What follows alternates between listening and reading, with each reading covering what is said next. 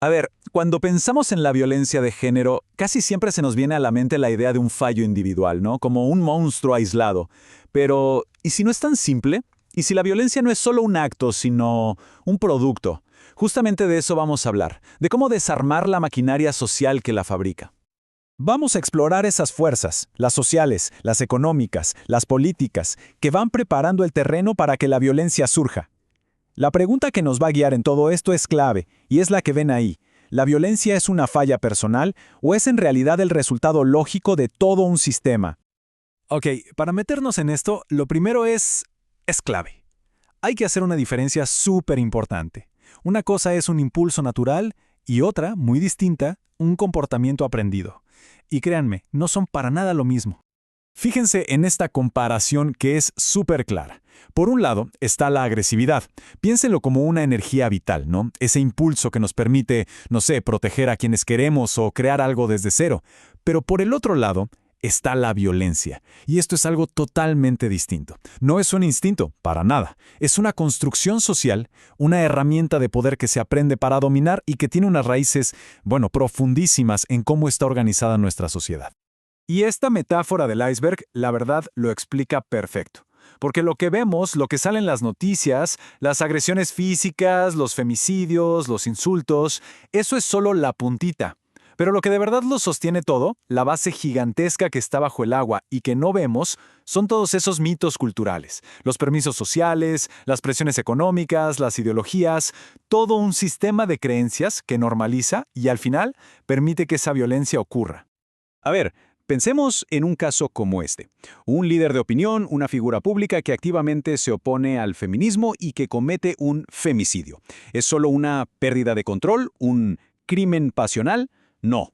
Se convierte en un acto político, un acto para restaurar, por la fuerza, el control que siente que está perdiendo. Y eso nos obliga a dejar de mirar solo al individuo y a empezar a analizar el plano, el blueprint social que lo construyó. Entonces, ¿cuál es ese plano oculto del sistema? Bueno, para entenderlo, vamos a tener que mirar un poquito hacia atrás, a tres grandes fuerzas históricas que han moldeado la sociedad en la que vivimos hoy. Esta línea de tiempo es fundamental para entender dónde estamos parados. Fíjense cómo ha cambiado la forma de control social.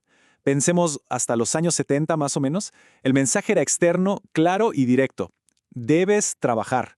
Te lo imponía la fábrica, la escuela, la sociedad, pero a partir de los 80 algo cambia radicalmente. El control se mete para adentro. El mensaje ya no es un debes que viene de afuera, sino un puedes optimizarte que nos decimos a nosotros mismos. Es una presión interna, constante, por rendir siempre más. Y el resultado de todo esto es lo que el filósofo Byung-Chul Han llama neoliberalismo psicopolítico. Es un nombre complicado, pero la idea es simple y hasta un poco perversa en su efectividad. ¿Por qué? Porque la opresión ya no viene de un jefe, de alguien de afuera. No, la hemos internalizado. Somos nosotros mismos quienes nos exigimos, nos sentimos culpables y tenemos tiempo libre, sentimos que cada segundo tiene que ser productivo.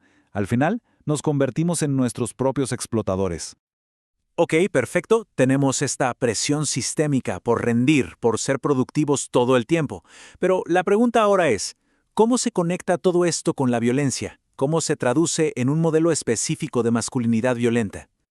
Bueno, el investigador Michael Kaufman nos da un mapa muy claro para entender esto.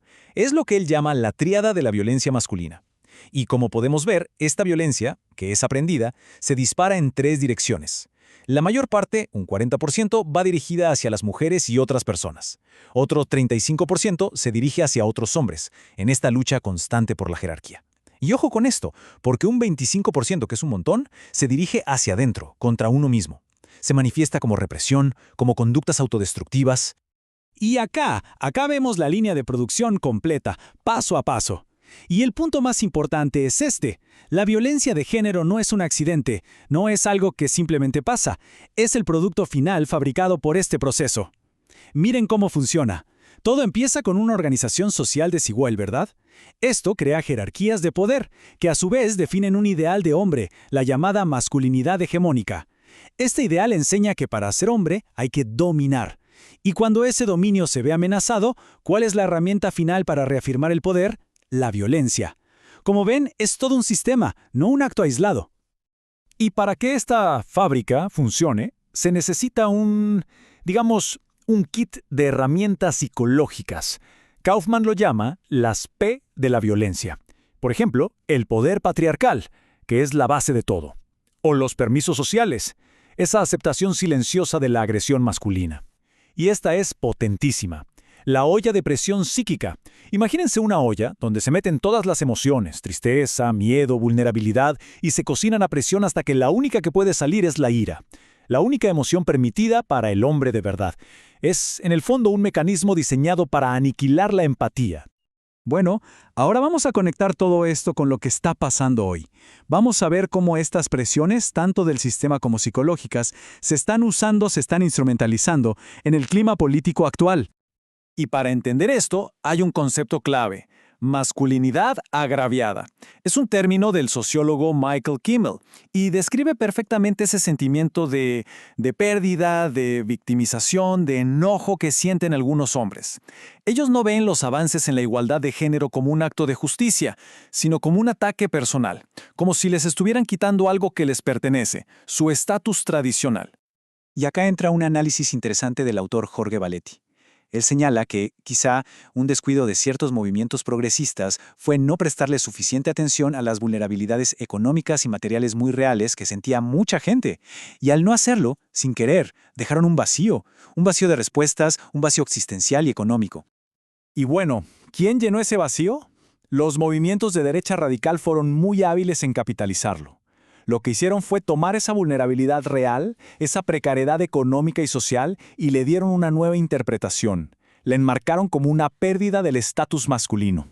Y el resultado es que transformaron esa vulnerabilidad en una furia política muy, muy potente. Y claro, en esa narrativa, el feminismo y la igualdad de género se convierten en el chivo expiatorio perfecto. Se les culpa de una frustración que en el fondo es económica, es existencial, es mucho más profunda. Y esto ayuda a explicar un fenómeno que estamos viendo en muchos estudios. ¿Por qué cada vez más hombres jóvenes votan por partidos de ultraderecha, muchas veces con la motivación explícita de oponerse al feminismo? Ok, hemos desarmado la máquina, hemos visto las piezas. Si el problema es tan profundo, si está tan arraigado en este sistema de hiperindividualismo y de presión interna, entonces, ¿cuál es la solución? ¿Hay una salida? La pregunta es tremenda, ¿no? ¿Cómo salimos de un sistema donde el opresor, el explotador, está dentro de cada uno? Y la verdad es que los mismos pensadores que describen este sistema reconocen que no hay una respuesta fácil, no hay una receta mágica. Porque ¿cómo se lucha contra un enemigo que ya hemos internalizado? Pero hay pistas. Byung-Chul Han, a quien mencionamos antes, ofrece una, y es una idea casi radical en nuestro mundo. Quizá el primer acto de resistencia no es hacer más, sino hacer menos. Detenerse, guardar silencio, rechazar esa demanda constante de producir, de mostrarnos, de rendir. Quizás solo en esa pausa, en ese silencio, podemos empezar a ser dueños de nuestro propio tiempo otra vez. Y a esa idea más individual de detenerse, Jorge Valetti le suma otra, y le pone un nombre más amplio: la colectividad.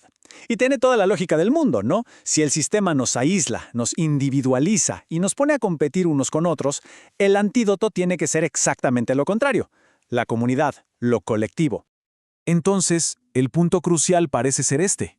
La solución tiene que ir directo al corazón de lo que este sistema ataca, que es nuestro sentido de comunidad, de apoyo mutuo.